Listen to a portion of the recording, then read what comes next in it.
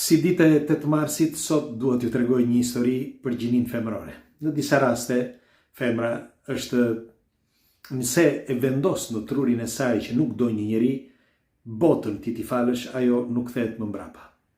Dhe kjo histori që do t'ju tregoj tani, do t'ju bëj që të reflektoni thellë, sepse ka të bëjë edhe me nënat në përgjithësi. Kush është rastisht, le t'i bëj like faqes që të shihemi sërish, dhe më falni që e them gjithmonë, por ndonjëri edhe harron, juve nuk ju kushton asgjë që ta bëni. Isha i ri, me një fjalë bëhet fjalë para shumë vitesh, kur isha 17 vjeç, në vitin 1987. Dhe unë para një vit e gjysmë, pra të asaj kohe, kur isha rreth 16 vjeç, kisha bërë një kontratë me estradën profesioniste të Vlorës, që bën një show ata në Pallatin e Sportit, por ishte vetëm një ditëshe. Kurse për turne, pra si quheshin atëherë një turne, e kam bërë me estradën e Fierit. Dhe e kam bërë 16 vjeç e gjysmë një kontratë. Pastaj bëra me estradën e Vlorës. Po, kontratat ishin të shkurtra. Me një fjalë, kohë zgjatja ishte 2 muaj, 3 muaj ose 4 muaj. Kështu që kërkoja të bëja spektakle të tjera. Dhe ndërkohë shkova edhe në estradën e Tiranës. Po aty ishte tepër e vështirë. Dhe shpeshherë takoja edhe njerëz. Pra u njohta me shumë njerëz, edhe mbaj mend që kam njohur një mik, një oficer që më ka ndihmuar në atë kohë. Dhe rastësisht, duke qenë së bashku me të, ishim te stacioni i trenit, ai erdhi që më shoqëroi deri te stacioni i trenit dhe takova një gocë. Një gocë që ishte shumë delikate, ai e kishte në pallat atë gocën dhe u njohëm. Ai shtynte atë gocën që thoshte është djalë i mirë, dhe më thoshte mua që ti duhet të sistemohesh, duhet vish në Tiranë, etj. Dhe njofta këtë gocën, ishte më e vogël se unë 2 vjeçe, dhe shkoni mirë. Ishte një vajzë e imët, e bukur, por shumë delikate. Dhe kaloi kohë, takoheshin shpeshherë dhe unë ç'bëja. Në vend që të përqendrohesha të kërkoja spektakle, unë përqendrova sepse më kishte tërhequr kjo gocë dhe shkoja shpeshherë në Tiranë. Kështu që u lidhëm, le të themi, jo shumë, po u lidhëm. Dhe një ditë më prezantoi nënën e saj.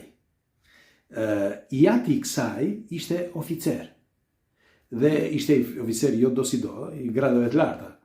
Dhe nuk dua të them emra, nuk dua të them se çfarë rangu ti përkiste, por pasi takova nënën e saj, ishte më e re nënën e saj se sa vajza. Dhe më filloi që të më respektonte shumë, le të themi, kështu që më donte shumë. Dhe sa herë që shkoja, më bënte për të ngrënë, dhe sillej shumë mirë me mua. Mirë po, një ditë takova rastësisht duke zbritur shkallët, pra sa dola, sepse si duket ajo e dinte se kur vinte i shoqi, dhe ai u kthye pas shërbimit. Kishte një shërbim 1 javë, 2 javë, nuk mbaj mend, por u kthye pas shërbimit që kishte bërë. Dhe nuk e di se ku kishte qenë me shërbim. Dhe ai kur u kthye, kjo tha, do vi burim, e keni parasysh që nuk mundesh që të shikonte një djalë brenda shtëpisë. Dhe unë dola, duke e zbritur, ishte pas dreke, dhe shikoj që kur ky u fut në shtëpi, me fjalë gjiti shkallët, nuk foli, nuk e përshëndeti gruan. As ajo nuk e pa, bile qëndroi, mori një vështrim të rrept ajo.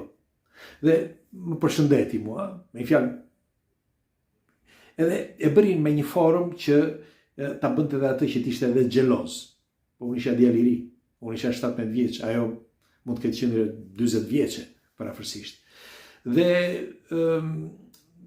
po u kuptua dhe e dinte dhe ai që ishte në një rastësi sipas mendimit të tij, megjithatë ai u fut në shtëpi dhe çdo gjë okej. Unë zbrita ika, kur u ktheva pas far kohe, biseduam, ishte dhe vajza, por u takuam diku në rrugë, jo në shtëpi të saj, dhe me pak fjalë, ajo kishte rreth 1 vit që nuk i fliste burrit. Po, nuk i fliste burrit sepse burri kur ishte kthyer nga Polonia, mos gaboj Polonia, o Hungaria o Polonia, po më duket Polonia, ai kur ishte kthyer nga Polonia para 2 vite më parë se ndodhte kjo gjë, ai kishte bler një lavatrice. Dhe lavatricen që e kishte bler me ngjyrë, përveç me qenë se kushtonte më pak ajo lavatrice, kishte bler një lavatrice që ishte ngjyrë bojqielli ose blu, si mund të quhet. Dhe nuk ishte e bardhë.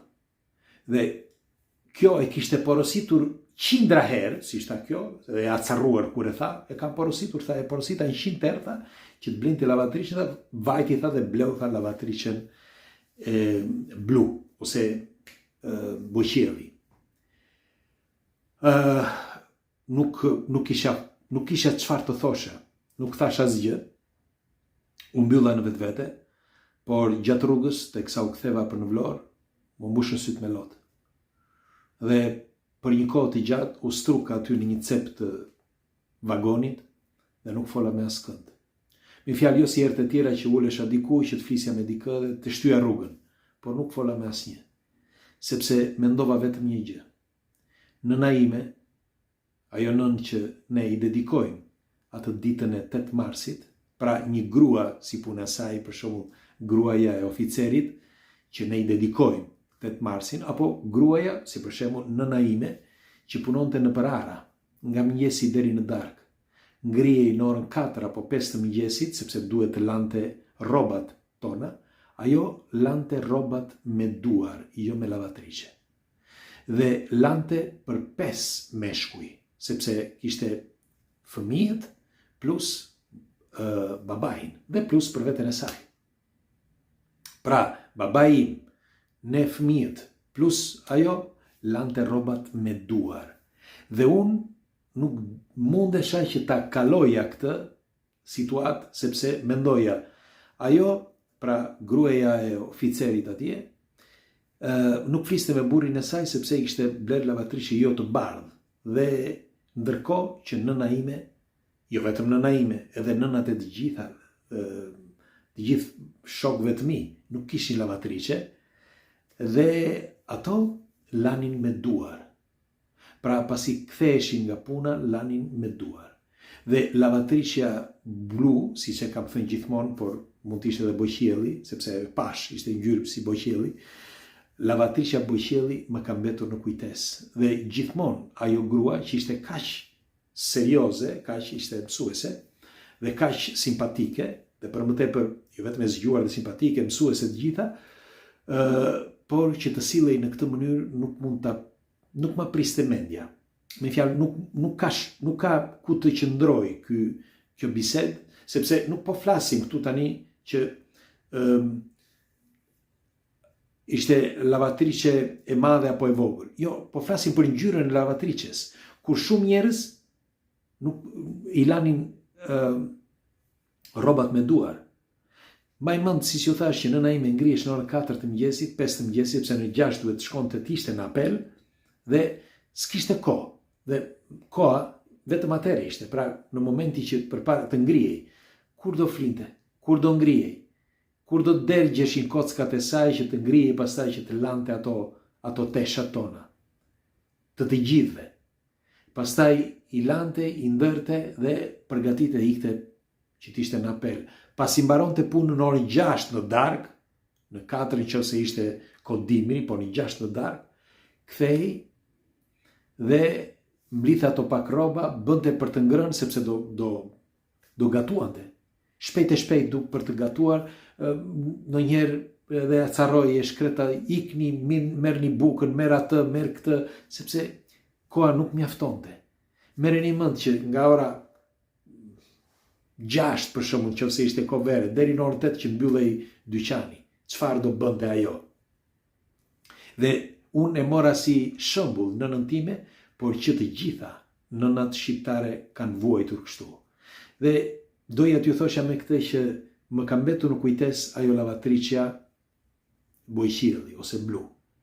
Dhe më ka mbetur në kujtes që dy diferencat, dy ekstremitetet e jetës së një gruaje. Pra një grua që me zor ecën dhe mbi jeton që të bëj për të ngrënë, të ushqej fëmijën, të laj enë, të laj të gatuaj, të laj teshat dhe të bëj të pamundurën për fëmijët, dhe nuk ka një si ajo që kishte një vajzë, por kishte 4 fëmijë, pra 4 djemë, se lindi dhe tjetri më vonë, dhe një bashkëshort dhe veten e saj. Pra, sa nëna të tilla ishin kështu, dhe ndërkohë nga ana tjetër, dikush që kishte një fëmijë, kishte një rrogë të majme, bënte psoniste apo nuk e di, apo kishte ndonjë shërbëtor, ndonjë që i shkonte tek shtëpia që i pastronte, ndonjë grua, dhe nuk fliste me të shoqin sepse për një vit nuk i fliste sepse i kishte bler një lavatrishe me ngjyrë tjetër dhe jo të bardhë. Dhe ku më mirë se sot mund të qëndroj një argument i tillë për sa i përket gruas, pra 8 marsit. Me këtë doja të thoshja që ka edhe gra të ndryshme që nuk janë ashtu siç ne mendojmë.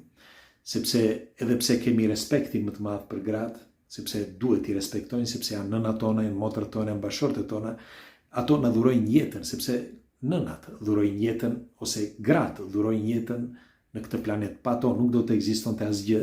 Dhe ndërkohë mes tyre ka edhe gra që janë ndryshe. Kështu që do të dëshiroja një komentin tuaj nëse edhe ju mund të keni patur raste parafërsisht të njëjta, të ngjashme, apo ndoshta edhe raste të tjera që diferencojnë ekstremitetet e karakterit të gruas. Faleminderit, kalofshi një ditë bukur.